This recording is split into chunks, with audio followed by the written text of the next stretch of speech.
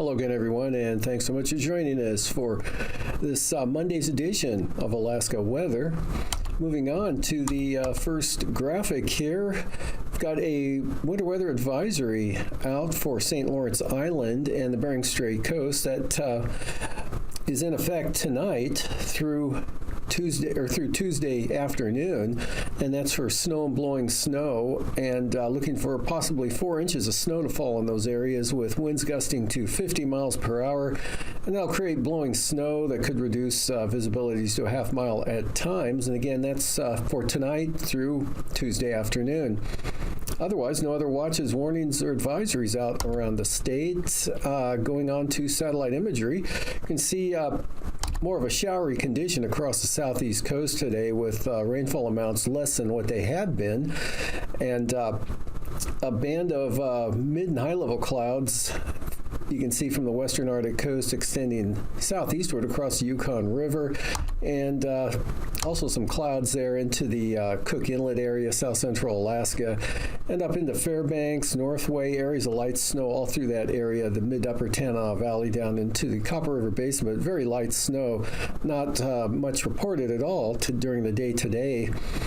And next system out over the Bering Sea, actually a couple of systems, one there over the northwest Bering Sea and the front associated with that, bringing milder southerly winds into the Pribilof Islands and the eastern Aleutians, and then a couple of other systems there tracking northeastward, a couple of surges of moisture, one moving across the eastern Aleutians, a little bit of light rain there, and increasing the southerly winds as well. And the next one, back to the southwest there, will be tracking northeastward as well over the next 24 hours at a faster rate than the one up over the northern Bering Sea is, since it has the stronger jet associated with it. And still low pressure in the northeast Gulf of Alaska continuing to weaken, and as a result, winds much lighter over the Panhandle today, and rainfall amounts lighter as well. 12-hour amounts about 1/3 of an inch in Juneau and 1/4 of an inch there at Sitka, and that's about a couple of the heavier amounts reported. And then there is a light snow, Copper River Basin up into the mid and upper Tanana Valley, some scattered snow showers, cloudy skies out to the west there, and then that band of moisture extends up into that low center off the western Arctic coast. There's some areas of light snow there as well. But St. Lawrence Island, increasing winds and snow there with blowing snow. And again, the winds expected to pick up to about 50 miles an hour this evening and continue through tonight and into much of tomorrow. But warmer temperatures, I mentioned rain over the Pribilof Islands today, but pretty light. The main rain-producing clouds still to the west and southwest, and associated with that warm front that's south of the central Aleutians. And we'll see tonight that winds come down considerably over Kodiak Island after Kodiak State Airport seeing peak wind gusts of 60 miles per hour today. That'll come down, almost go light and variable later tonight, kind of indicating a possible change there with gusts of 50 miles an hour at Seward. That'll be coming down as well, but probably won't end altogether, but definitely will come down probably to 15 to 25 miles an hour after midnight and in toward tomorrow morning. Areas of light snow or snow showers continue from the Tanana Valley 40-mile country southward across the eastern Alaska Range into the Copper River Basin and possibly down to the North Gulf Coast. Dries out for the most part over the Panhandle, maybe some scattered showers along the north and central coast there, but they may remain offshore. And still looking at some light snow, that persistent low over the Chukchi Sea there along the western Arctic coast, possibly as far south as Noatak Valley, but amounts will be pretty light there. And again, the blowing snow continues for St. Lawrence Island, and look for increasing winds and snow for the Yukon Kuskokwim Delta areas with moderate amounts of rain and gusty winds coming into the Alaska Peninsula. Could see gale force gusts for sure, maybe up to 60 miles an hour, places like Cold Bay, with lighter winds, but still wet conditions over the Pribilof Islands and drying out over the western and central Aleutians there. And then moving on to tomorrow, that low center still back over the northwest Bering Sea there, and the next system pulling northeastward toward the central Aleutians. And I went backwards. Sorry about that. Okay, that looks a little better. Now that system later tonight, north of the Unimak Island, tomorrow tracks northeastward up to the southwest coast, and that'll bring increased winds and snow into the southwest interior, mixing with rain, Togiak Bay, Dillingham into King Salmon, just plain rain moving into Kodiak Island, and the Alaska Peninsula rain changing to showers for the eastern Aleutians. Some rain and snow showers possible late in the day for the Pribilof Islands with that colder air probably staying back to the west there, but snow showers dropping into the western Aleutians late in the afternoon there as that colder air comes southeastward there out of the Russian Far East. Otherwise, variably cloudy, mostly clear and cold over interior Alaska, but still that area persistent light snow along the Alaska Range, 40-mile country southward in the central eastern Copper River Basin, with that extending down to the eastern North Gulf Coast. But the Panhandle looking pretty dry with maybe some sun breaks there tomorrow. And then on Wednesday, that system tracks eastward, got a widespread area of snow across southern Alaska into south central Alaska, mixed rain or snow along the North Gulf coastal areas, and then where the southeast winds there for Prince William Sound, Cordova into Yakutat, probably looking at rain right along the coastline, and rain on the increase with winds for the Panhandle, with snowfall levels rising, tending to go up with the southerly wind flow. And that low still persisting off the western Arctic coast keeps a chance of light snow on the western Arctic coast with a trough kicking that eastward there, but that's very light, not really significant at all. And northerly winds kick back into St. Lawrence Island, probably gale force northerlies, another surge of cold air coming down over the northern Bering Sea with that Arctic front moving to just about the Pribilof Islands. That'll drop snowfall levels back down to sea level there, and that'll eventually push into the central or the eastern Aleutians Alaska Peninsula during the night Wednesday night. Otherwise, some rain and snow showers with gradually falling temperatures Kodiak Island and the Alaska Peninsula. And looking at the low temperatures tonight, upper 20s northern Panhandle, otherwise in the 30s, and single numbers below zero for the Copper River Basin, near zero or a little above for the Kuskokwim Valley. Single numbers 5 to 15 for south central Alaska, Bristol Bay, highs in the lower 30s, teens for the Kuskokwim Valley, near 10 Gulkana, 20s south central Alaska, upper 30s Kodiak Island, northern Panhandle, lower 40s to the south, lows 0 to 15 over the interior areas, mid-20s along the North Gulf Coast, mid-30s Kodiak Island, upper 20s northern Panhandle, lower to mid-30s to the south. And then Wednesday afternoon highs, mostly in the 20s over the inland areas, near 30 or into the lower 30s, south central Alaska, upper 30s for Nome. And for the lows tonight, 15 to 25 below over the northeast interior areas. Otherwise, highs tomorrow staying a little below zero in those areas. Otherwise, 5 to 15, but well into the 20s out toward the Seward Peninsula. And Wednesday morning lows below zero up over the northern interior, followed by highs 5 to 15. And now, aviation weather around Alaska. And moving on to flying weather, lowest flying conditions out west, one band of IFR with the next front coming across the Pribilofs, eastern Aleutians to the western Alaska Peninsula. And later tonight, making landfall on the southwest coast to St. Lawrence Island. Some areas of VFR over the western interior from the Brooks Range down into the Kuskokwim Valley. And then another area of IFR there over the eastern Copper River Basin. And going to Tuesday afternoon. Looking pretty good over interior Alaska. Band of IFR there along the southwest coast into Bristol Bay and the Aleutian Range, pushing into western central Kodiak Island. And another zone there over the southeastern Copper River Basin with marginal VFR up to the eastern Alaska Range, but good VFR Kenai Peninsula into the interior. And then central North Slope and Arctic Coast, some marginal VFR, as well as the north coast of the Panhandle into Lincoln Island Glacier Bay, but good VFR to the south. Wednesday morning, IFR across southern Alaska into the northern Panhandle, another zone up over the central Arctic coast into the North Slope, with VFR in between those two areas in the central interior, including St. Lawrence Island, Norton Sound, Yukon Delta, as well as the Noatak Valley, Kotzebue, Kobuk, Koyukuk valleys, and VFR over the southern and southeast Panhandle with IFR or VFR or marginal VFR along the north coast. And some good VFR breaking out over the Aleutians there, but mostly marginal for the central Bering Sea, Pribilof to St. Matthew Island, back to Shimianatu. And for the afternoon, that pattern pretty much holds. Looks like Adak to Unmak Island, all VFR, but marginal VFR elsewhere over the Aleutians and Bering Sea. Alaska Peninsula as well. VFR now along the west coast up to the western Alaska Range, but some IFR over the west central north slope, and then back to VFR for the eastern Arctic coast into the northeast interior, but IFR there. Looks like from the Koyukuk Valley or so down across the Yukon River into the central interior and expanding there along the central and western Alaska Range, southward into the northern Susitna Valley, Matanuska Valley to Turnagain Arm, and then eastward there across the Copper River Basin into the northern half of the Panhandle. And for passes, VFR for Anatuvik and Adigan for the day Tuesday.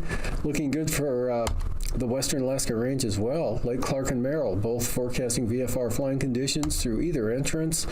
And rainy, same forecast, good VFR, either approach, windy, VFR as well. And Isabel starting out marginal, becoming VFR, improvement throughout the day for that pass.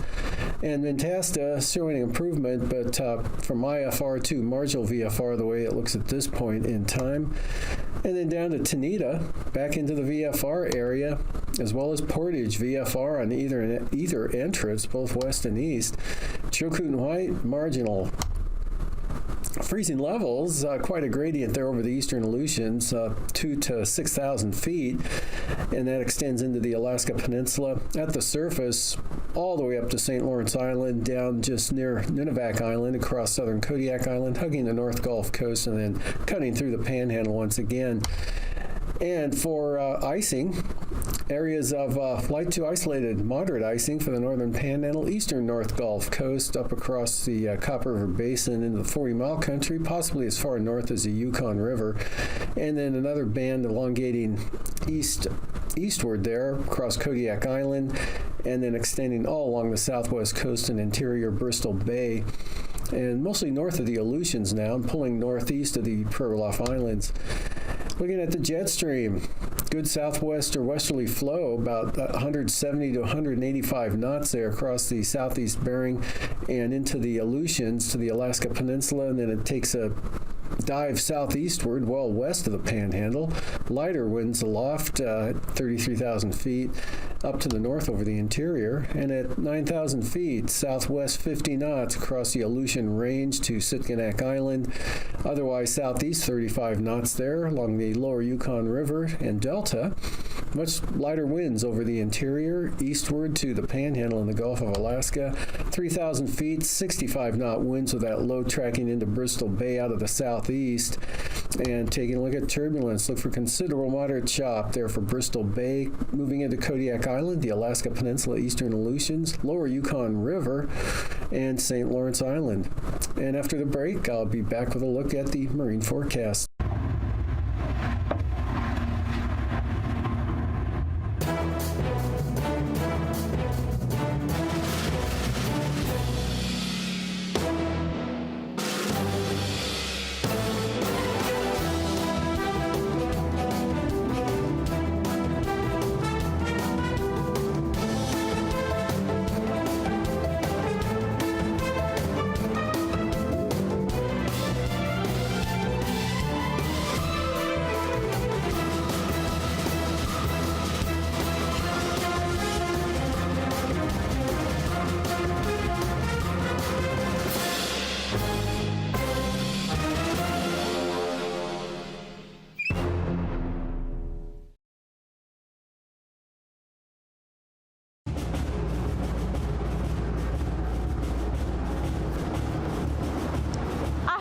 Cadets, and welcome to the Okeanos Explorer. I'm Debbie, and I'm an ocean explorer. I work for NOAA, which stands for the National Oceanic and Atmospheric Administration.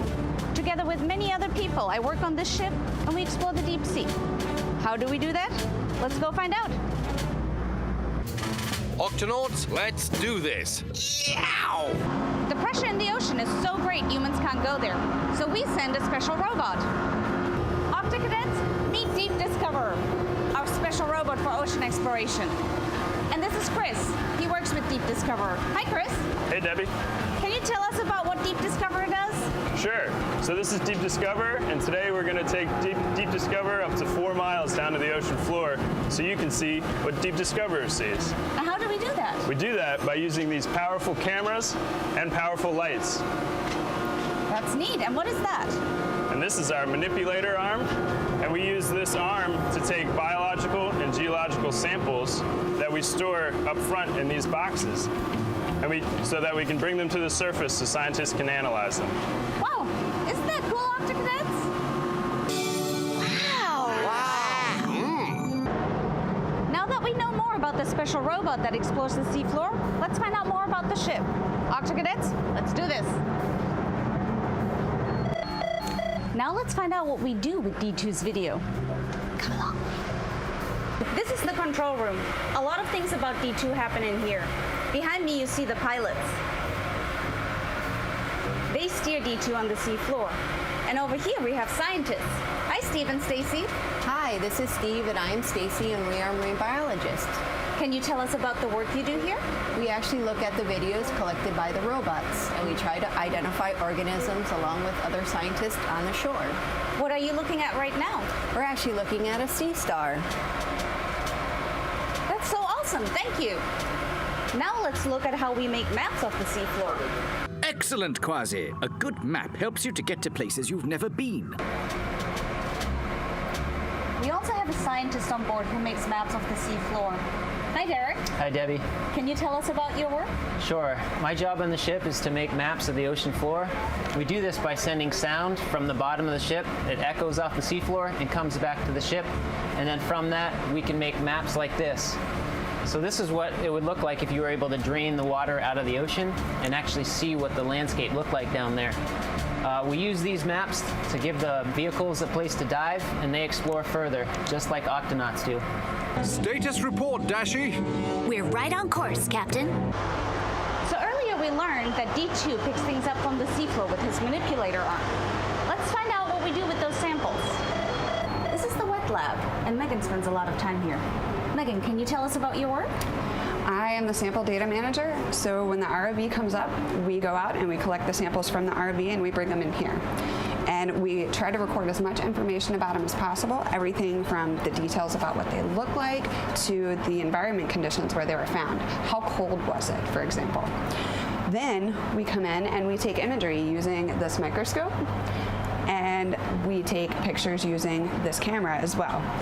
And then after we get all the pictures taken and we're ready, we prepare them for shipping to other scientists and museums so more science can be done, such as the squat lobster, this cup coral as well. And what is that?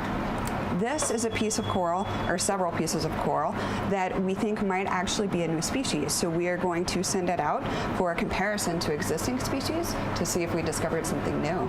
Wow, you have a really cool job. Thank you. Fascinating. I've read about this, but I've never actually seen it. An important part of how we explore the ocean is keeping in touch with scientists and octocadets on shore. Let's go see how we do that. Rosemary, could you tell the octocadets a little about what that dish does? Sure. My name is Lieutenant Rosemary Abbott. I'm the operations officer aboard the Okeanos Explorer, and that is our VSAT. It stands for Very Small Aperture Terminal, and inside that satellite dome is a very powerful dish antenna that allows us to communicate with shore and share video in real time. The technology is called telepresence. Wow, that is so interesting. Thank you, Rosemary. Now I'm getting really hungry. Let's go to the kitchen and talk about food.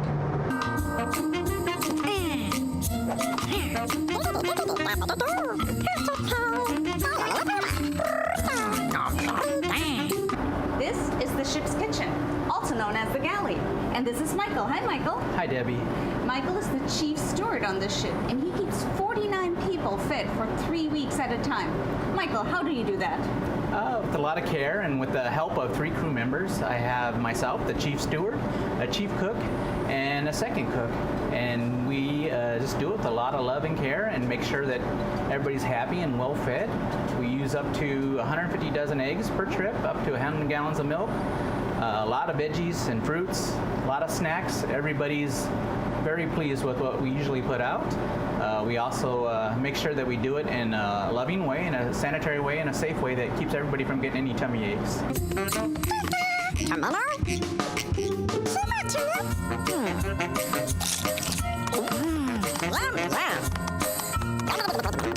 I'm about to enter the ship's bridge. It's like the Octopod's headquarters. Octonauts to the HQ. Ahoy, Captain. Ahoy, Debbie. Hi, Eric. Hello. Octocadets, meet Eric Johnson, the commander of the ship. Eric, can you tell us about what you do up here? Absolutely.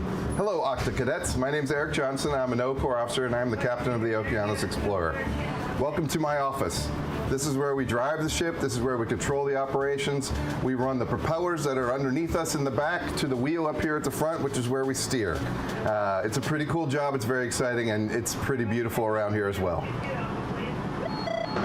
So, Octocadets, now you know a little bit about the ship and how we explore the deep sea. I hope you enjoyed our time together. I'll see you next time.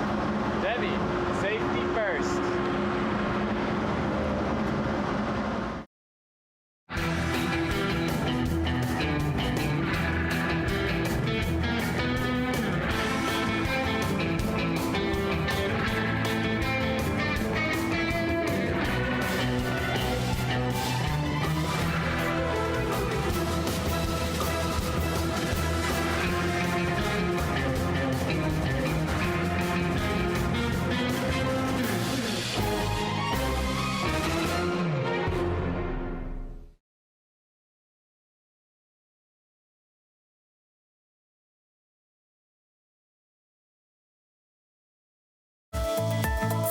And now, marine weather around Alaska.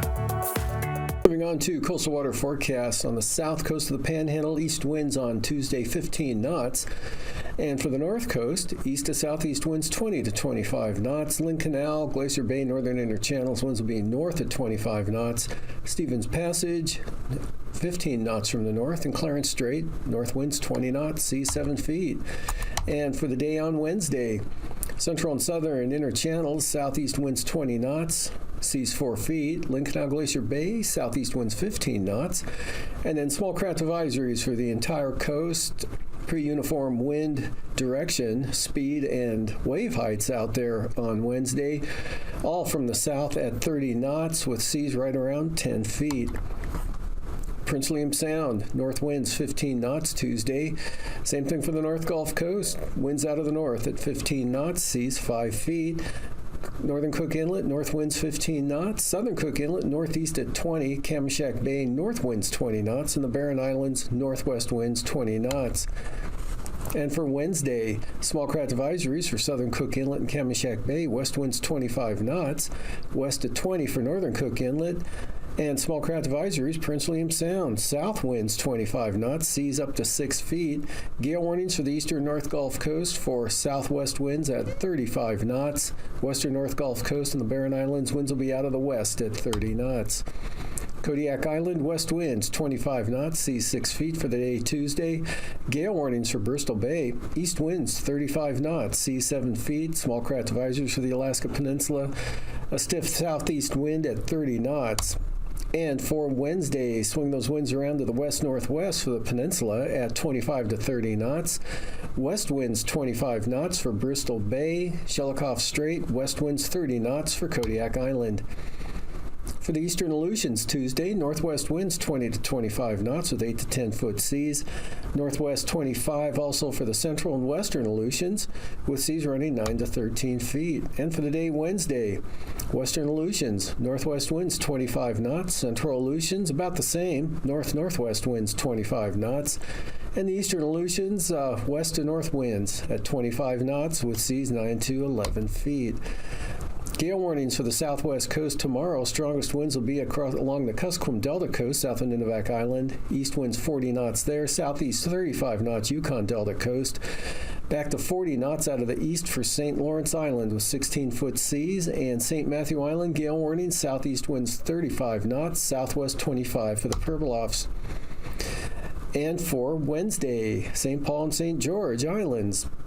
west winds 25 knots, seas 10 feet. And for the Yukon Delta Coast, north winds 25 knots, Kuskokwim Delta Coast, northwest at 25, St. Matthew Island, north winds 30 knots, gale warnings for Norton Sound and St. Lawrence Island for northeast winds at 35 knots. And moving up to the eastern Beaufort Sea coast, south to southeast winds 20 to 25 knots tomorrow, seas in the ice-free waters at 3 feet, south winds 15 knots on the central coast, and then small craft advisories for the western Arctic coast, southwest winds 20 to 25 knots, the Chukchi Sea, east winds at 20 knots. And for the Chukchi Sea on Wednesday, north winds 25 knots, otherwise the western and central Arctic coast, south winds 15 knots, and the far eastern Arctic coast, looking at gale warnings, especially Kaktovik to Demarcation Point, Barter Island, southeast winds at 35 knots. And for tonight again, storm system slowly moving eastward, and another low there coming up to just north of the Fox Islands later tonight. That'll spread wind and rain, warmer temperatures into the Alaska Peninsula, and gusty winds possibly could see gusts to 65 miles an hour at Cold Bay. And rain and snow increasing along the Bristol Bay area, and snow and wind increasing, especially the Yukon Delta Coast, St. Lawrence Island. Winter weather advisory out there through Tuesday afternoon for snow and blowing snow, reducing visibilities to half-mile or less at times. Otherwise, clear and cold over the western northern interior. Still some lingering light snow over the east side there, Copper River Basin, but drying out over the Panhandle. And then for tomorrow, that system moves northeastward and brings rain into Bristol Bay, snow over the southwest interior, snow and wind St. Lawrence Island to the Bering Strait coast. And then for Wednesday, that system shifts eastward, snow across much of southern Alaska, wind and rain for the eastern North Gulf Coast and Panhandle. These forecasts are for planning purposes only. Call 1-800-WX-BRIEF for a formal pre-flight briefing. Always file a flight plan before you go flying. The U.S. Coast Guard Auxiliary urges you to leave a float plan with a friend or the harbor master before you go boating.